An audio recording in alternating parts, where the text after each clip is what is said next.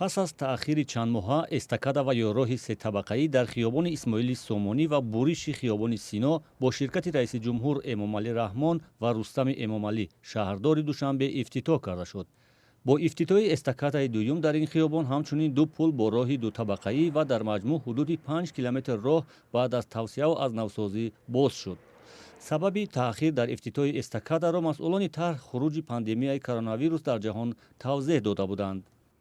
انجینیر سوهاوی خارجی ما وقتی که استراحت ماه январ فеврал رفتن بعد از پیدا شدن این دیگر با یه رهبان موندن متخصص خیلی بسیارتر اومدن نتونستن و دیگر که محصولاتی که برای آرایشی زیادی که ما از خارج کشور میگرفتیم بنابر سبب همین کرونا ویروس انتقال شدن نتونستن مجبور شدیم که ما از محصولات محلی داخلی استفاده کنیم. در پهنای 68 متری راه 8 خط حرکت در راه اساسی و 4 خط ایلاوگی برای نقلیات جمعیتی بنیاد شده است.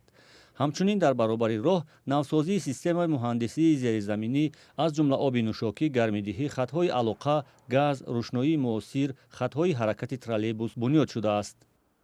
باور که همین کلینت تصور کردم رفتم و همون جای در کورشه دانزن داشکم مادرم خوام برآورد میره برآورد میوید. اما تا آنکه این راه موثر با دو استکادای سه طبقه‌ای بنیاد شود، ساکنان محله‌های اطراف زمانی ساختمان شکایت می‌کردند که روآ و برکشانی به منزل‌هایشان سخت و در بعضن موارد ناممکن شده است. بعداً در این محله‌ها راه‌های بین محلی خرد بنیاد و ترمیم شد که هرچند با سختی هم بود اما روآ ممکن گشته بود. مثلا یک بازاری میکرد و میکرد گیرد و بگید میرفتیم خیلی удобно نشد یک چیز میچیم راست میریم ستکا گرفته یا یک مثال ضعیف هم باشد فرزندش گرفته عذاب نمیکشد راست میرد اتوبوس ترالیبوس با راست اتوبوس ترالیبوس کم میگردد پروازمون هم زیادتر شد با ناس.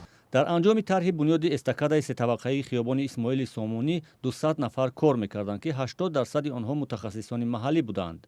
طرح بنیاد و از نوسازی قطعه راه از مجسمه سینا تا دروازه غربی دوشنبه با 40 میلیون دلار سرمایه‌گذاری بانک اروپایی تجدید و رشد، بانک آسیایی سرمایه‌گذاری انفراساختاری و حکومت تاجیکستان انجام شده است. فرمایشگر طرح وزارت نقلیات، مرکز تطبیق لایحه‌های تجدید راه‌ها و اجرا کننده آن شرکت کسینجنگ کمیونیکیشن کنستراکشن گروپی جمهوری مردمی چین می باشد.